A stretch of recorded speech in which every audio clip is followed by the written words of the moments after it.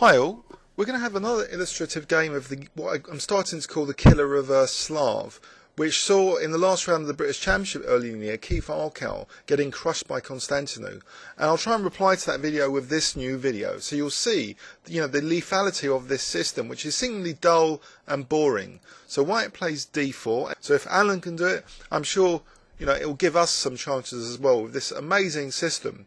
Very easy to play, it seems. So the key thing is to play c3, to start building up your triangle in the centre.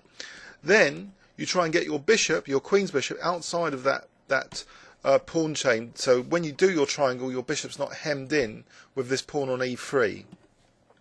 So the ingredients are set now for this killer triangle in the centre. So the reverse Slav formation with the bishop, being more aggressive, able to swap off at the opportune moments as well. So knight d7. Now bishop f4 to kick the queen off this diagonal, to also discourage maybe black from playing e5. So the queen went to a5, knight d2, e6, and now h3. So the bishop can also be tucked away comfortably on h2 if necessary, if black wants to try and go for the two bishops.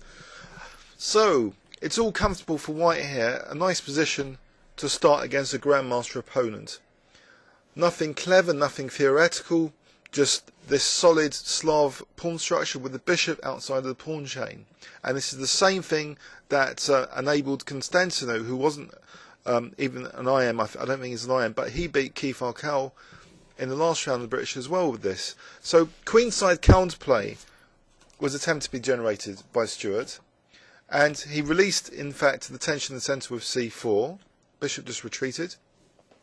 This happens to be the way, by the way, computers were beaten about 20 years ago. They released the tension like this, and they were beaten on the king's side.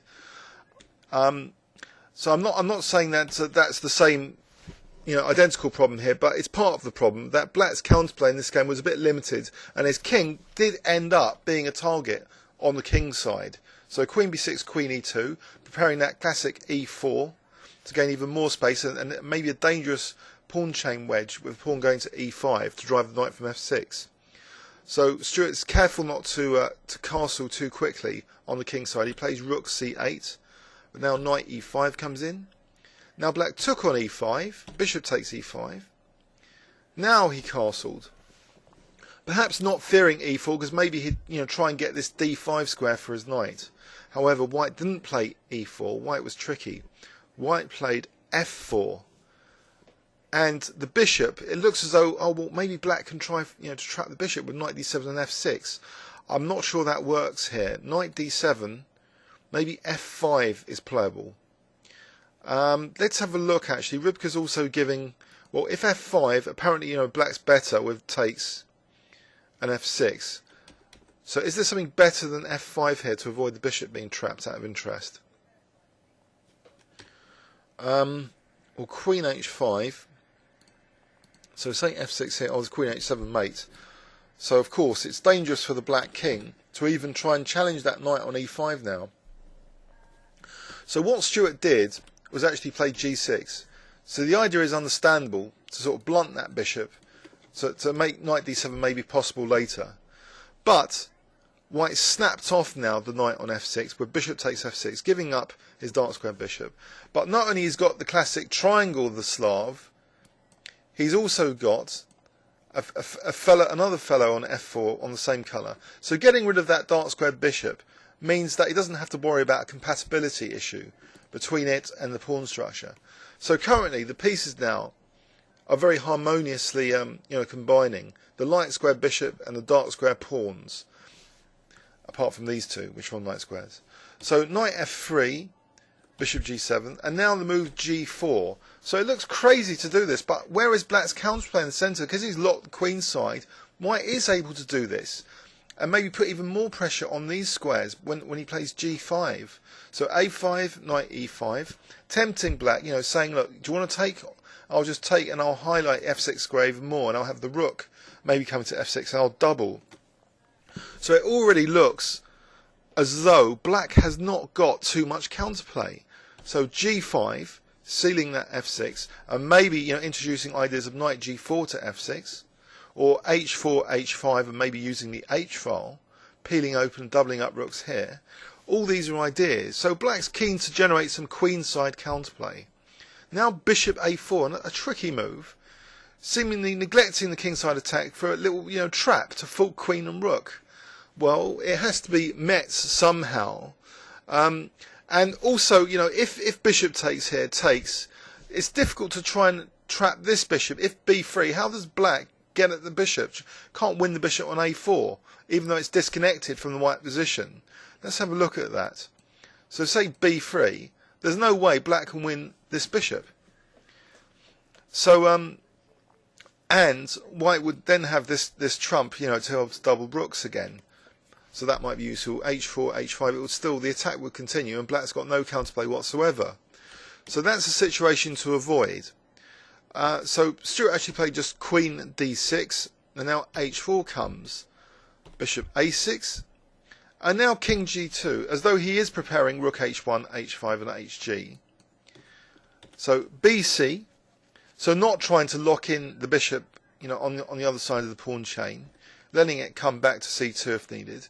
Rook b8, now rook f2, so protecting that second rank, and now h5 comes. So this attack seems formidable, and there's not much counterplay from his grandmaster opponent at the moment. So bishop b5, the bishop retreats back to c2, eyeing this structure.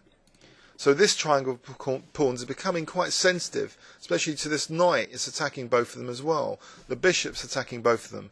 Potentially, if g8 should still be attacking these. So all these pawns are becoming victims on the king side. And black tries to solidify them with this next move, bishop e8.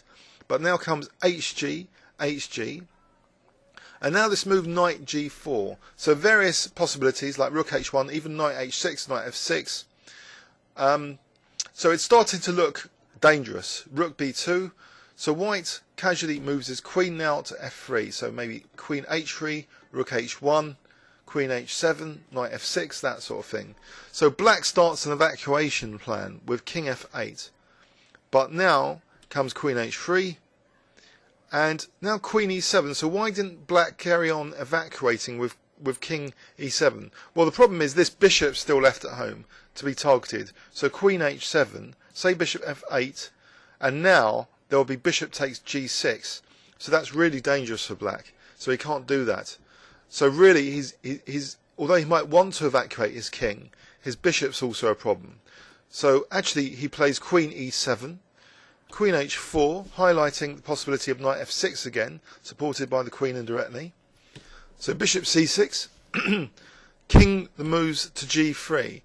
Strange looking move, but it does mean that rook h2 is now possible and rook h1. So doubling up rooks, maybe with the idea of offering a queen sack. So takes, check, king moves the other rook to deliver mate.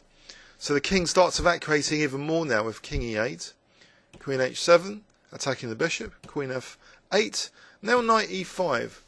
So with horrible threats like bishop takes g6 after rook f1 maybe, to first support the rook. So black's had enough of that horrible knight on e5 and snaps it off. A seemingly controversial decision,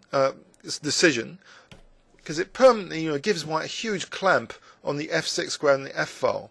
So rook 8 b7, rook af1, remorseless pressure now, with a horrible tactical threat of rook f7. So actually black decided to sacrifice the exchange to blunt that bishop takes g6 idea. So after queen takes a3, white now played a very cunning move. He's the exchange up. He just casually plays rook a2, a lovely tactic, because now the king's on g3, it's not check. And if takes here, then it's a mating 2 with check and rook takes f7. So, unfortunately, black is losing the a5 pawn. He humbly retreats back. White plays a check, takes off the queens, takes on a5. He's clearly just the exchange up. This locked in bishop is not very useful as a piece, and also f7 is still difficult to defend, but now the infiltration will soon start. First defending the pawn with the rook, but now this other rook moving to c7, tying down that bishop. Now the king starts to head towards the d2 square, or it's supporting e4. This is another plan of king f3. So black took maybe with the hope that, you know, giving the bishop d5. So rook a6, maybe the player will play bishop c6, but king e3, rook a2, and now rook b1, and actually black's in real trouble. Just, you know, rook b8 and rook c8 is difficult to do anything about. So couldn't Stuart have played here bishop c6, you might ask? Well, in this position, it's still really bad for black after rook b1. For example, king g7, rook c8, and it's like black's in a mating net because of this horrible pawn on g5. So this sort of position, you know, you have to give up the bishop according to Rybka. So actually, you know, the last move of the game was actually after rook b1. So a grandmaster went down with this reversed Slav system again. Comments or questions on YouTube? Thanks very much.